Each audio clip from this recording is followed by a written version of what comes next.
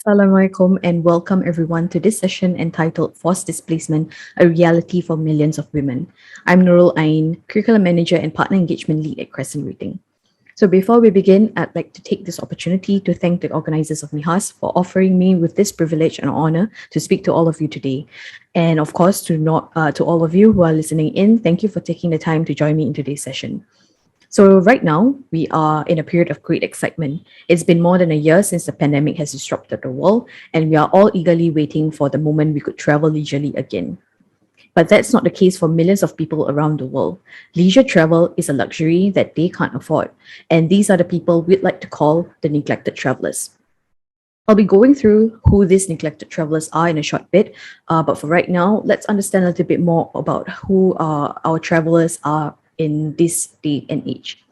So travelers right now are increasingly more socially conscious. They want to be responsible global citizens and are willing to spend more on companies that support a cause that they believe in. This means that it's no longer enough for organizations to focus solely on profits, but also place great emphasis on their triple bottom line. So as travel and hospitality partners in this industry, how can we lend a helping hand to these neglected travelers that I mentioned earlier on and integrate such philanthropic causes into our day-to-day business so that we not only enhance our customers' brand loyalty, but also create a better tomorrow for future generations to come? And that's exactly what we'll be unpacking in today's session. We shall begin by understanding who these neglected travelers are, what we could collectively do as an industry to support them, and what are the things that we would need to take note of when we are creating our own campaigns. So first up, who are the neglected travelers? By definition, they are basically forcibly displaced people who have been forced to leave their homes, and they generally come under three broad categories. The first one is refugees, those who are forced to cross the borders, asylum seekers, those who are not yet recognized as refugees, and finally, internally displaced persons, or IDPs for short, those who are basically forced to leave their homes but still remain within the geographical boundaries of their home country, so they don't have to cross the borders for safety. So according to UNHCR's report on global trends in forced displacement last year, around 82.4 million people around the world have been forced to leave their homes, out of which 68% of this refugee population actually comes from just 5 countries: Syria, Afghanistan, Rohingya, South Sudan, and Venezuela.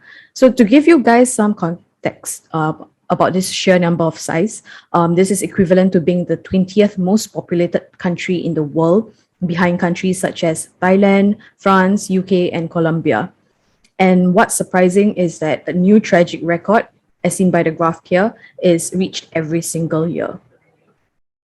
What's more alarming is actually the demographics. So if you were to break it down, out of this 82.4 million forcibly displaced people, more than half of them are actually women and children, with a large percentage of them being headed by women alone, meaning to say that vulnerable families are often headed by women, single families, single mothers as well.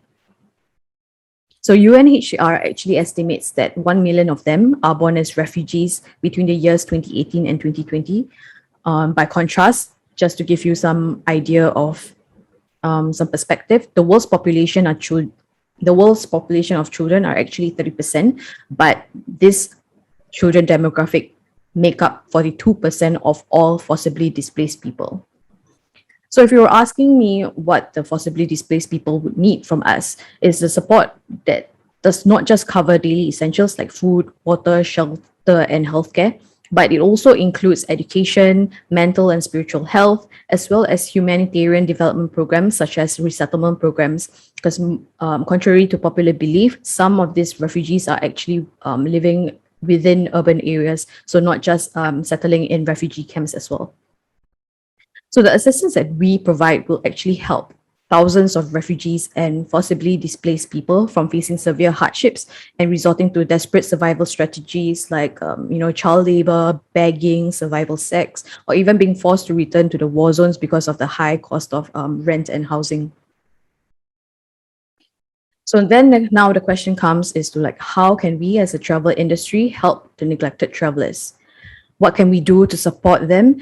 I think we have several ideas that I would like to share with you today. The first one being fundraising campaigns.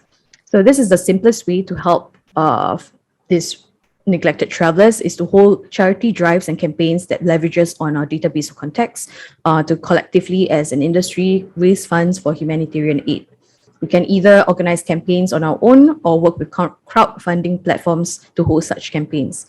So during Ramadan, we at Crescent Rating and Halal Trip actually hosted our own fundraising campaign entitled Pledge Your Lunch to encourage others to pledge the amount that they would have otherwise used for lunch to support the refugee cause. We actually hosted our campaign through the crowdfunding platform LaunchGood, so that's something that you can also look into. On the right-hand side, you see Global Ihsan Relief, which is a humanitarian, a charitable organization. They actually partnered with Singapore restaurants to raise funds through their Dine In for Charity campaign.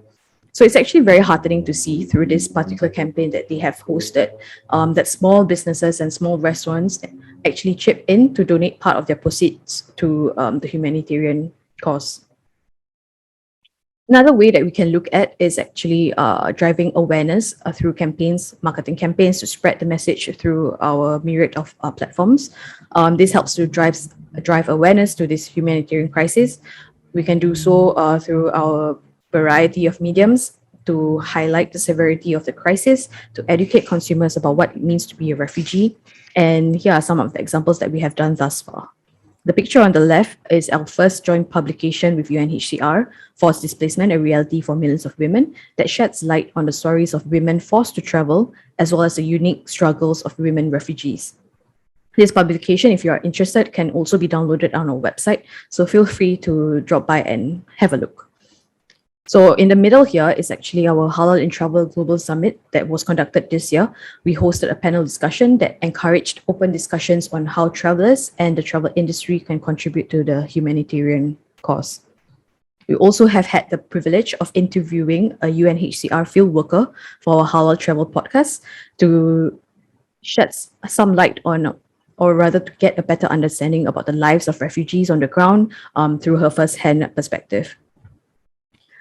There are, of course, many other channels that we can all explore. We could also work with key opinion leaders to extend our reach. So an interesting story is that Global Sedekah had done something similar.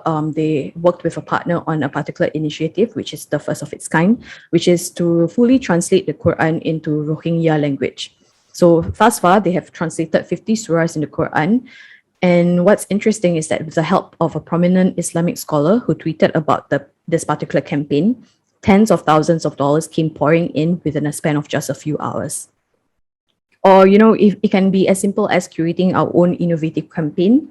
For instance, what I can think of at the top of my head is video challenges that simulates the number of miles a refugee would have to walk in order to reach safety. So it gives some sort of context into how a refugee leads their life on a day-to-day basis.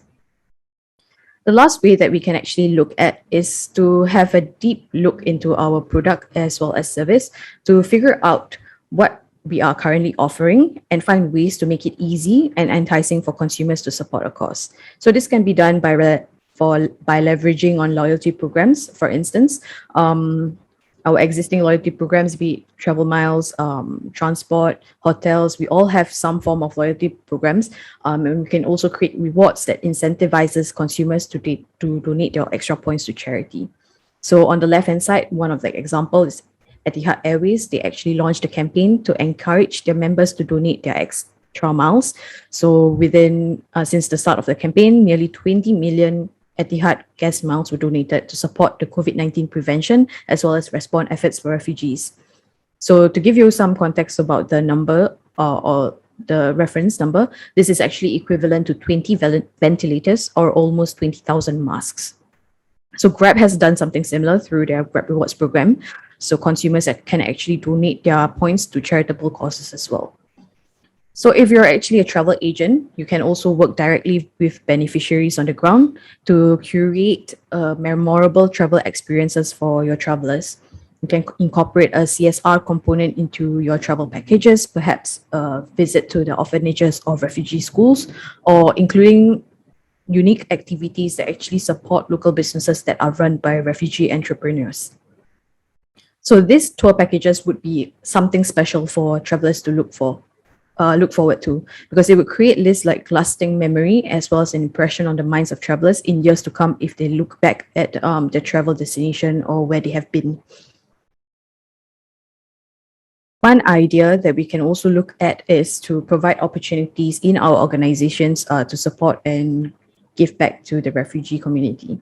So one key example here is IKEA providing an internship program for refugees to give them a sort of like a second chance at a normal life.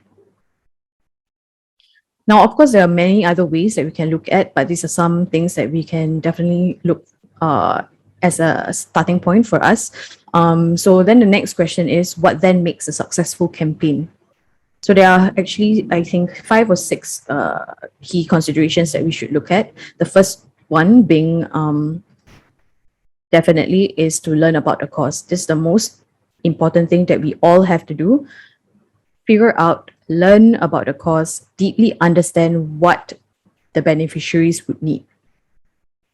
We can work with, we can find established organizations to partner with and understand exactly what they would require in terms of aid.